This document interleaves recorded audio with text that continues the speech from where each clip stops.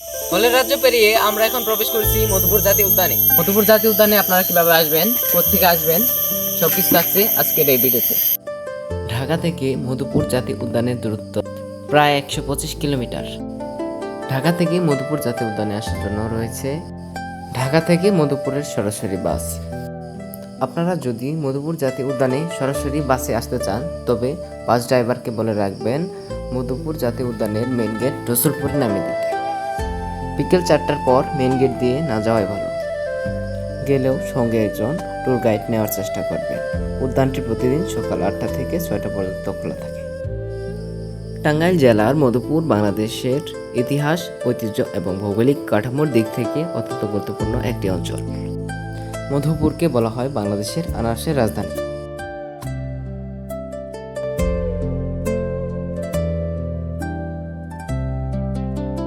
Hello everyone, আশা করি আপনারা সবাই ভালো আছেন।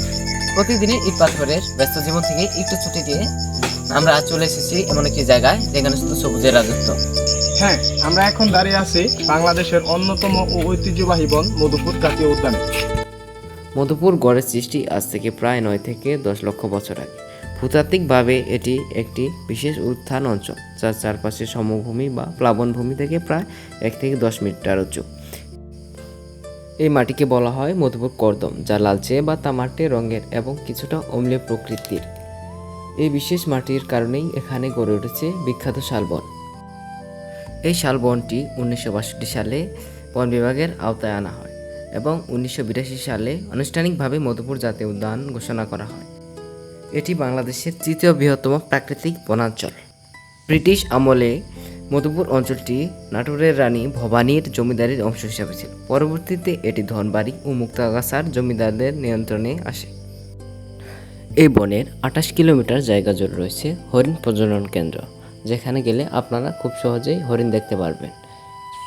হরিণ প্রজনন কেন্দ্রের পাশে রয়েছে একটি বিশাল ওয়াচ টাওয়ার, যেখান থেকে খুব সহজে মায়াবী হরিণগুলো দেখা যায়। আমরা বিকাল 5টার দিকে যাওয়ার কারণে হরিণের কোনো দেখা পাইনি। হরিণ ছাড়াও এ বনে রয়েছে নানান প্রজাতির বানর এবং 150 প্রজাতির পাখি রয়েছে এই বনে। প্রায় 20,837 একর এই বনে শত শত বছর ধরে গারো এবং কুশ সম্প্রদায়ের মানুষ বসবাস করে আসছে। তাদের নিজস্ব সংস্কৃতি, ভাষা এবং জীবনধারা মধুপুরের ইতিহাসের সবচেয়ে প্রাচীন উপাদান। বিশেষ করে গারোদের ঐতিহ্যবাহী ওয়ানগালা বা নবান্ন উৎসব এই বনের সংস্কৃতির এক বড় অংশ।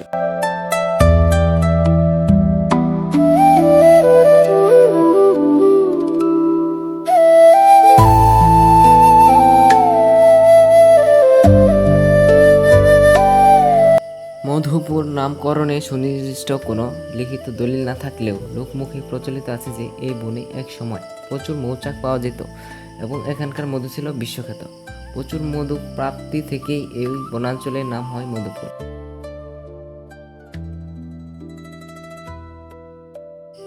এই বনের মাঝ দিয়ে চলে গেছে সুন্দর একটি রাস্তা, যে রাস্তা দিয়ে হাঁটার অনুভূতি অন্যরকম। এই বনের মাঝ দিয়ে হেঁটে যাচ্ছিলাম আর উপভোগ করছিলাম পাখির কিচিরমিচির শব্দ, যা আমাকে দিচ্ছে অন্যরকম এক প্রশান্তি।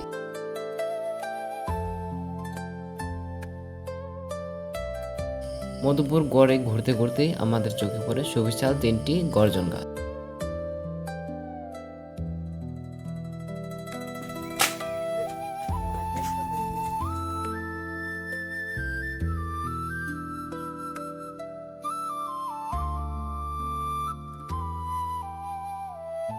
আঙ্কেল, এই মধুপুর বন কি এটা কোথায় কোন জায়গা ধরে এখন নাই যে এখন তাও সব প্লট হয়েছে। প্লট মানে ওদের যে দাদা দখলি হয়েছে এখানে তাও আমি আপনার এখন কতটুকু আপাতত আছে বন? এখন দেখি আন্দাজে করবো মাপলেছে পর্যন্ত মামা লেগেছে না। আন্দাজে কি করবো এই গাছটা কি এমনি 500 কাটা হয়েছে নাকি এটা? না, এটা দিয়ে বাতাসে মানে বিরাট বড় খুব বিশাল গাছ ছিল। হ্যাঁ, এটা কি গাছ আঙ্কেল? ঘরজন বলে যায়।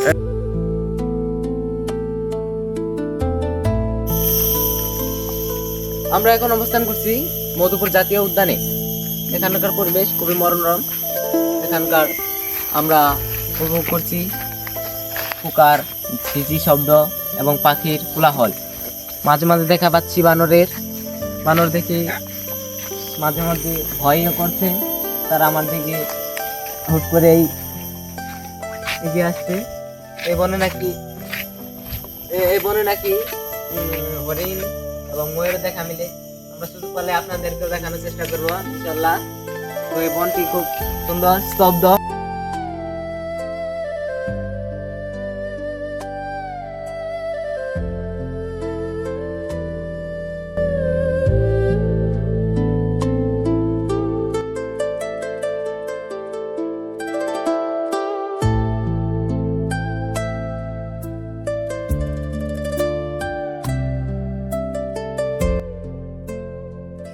এই বনে এরকম বেশ কিছু ওয়াচ টাওয়ার রয়েছে। ওয়াচ টাওয়ার থেকে প্রকৃতি খুব সুন্দরভাবে উপভোগ করা যায়। লাল মাটির পাহাড়, আদিবাসী গারোদের নিজস্ব সংস্কৃতি, বিশাল শালবন এবং রসালো আনারসের সুবাস সব মিলিয়ে মধুপুর বাংলাদেশের বুকে এক অনন্য ইতিহাস ও প্রাকৃতিক সম্পদ। এই বনে সবকিছু ভালোভাবে দেখার জন্য এবং উপভোগ করার জন্য সকালে আসাটাই ভালো। প্রকৃতির মাঝে কাটালে বোঝা যায় ভালো থাকার জন্য আসলে খুব বেশি কিছুর প্রয়োজন হয় না। একটু সবুজ আকাশ, একটু খোলা বাতাস আর এক বুক শান্তিই যথেষ্ট। আজকের মতো এখানে বিদায় নিচ্ছি। দেখা হবে পরের কোনো সুন্দর জায়গায়।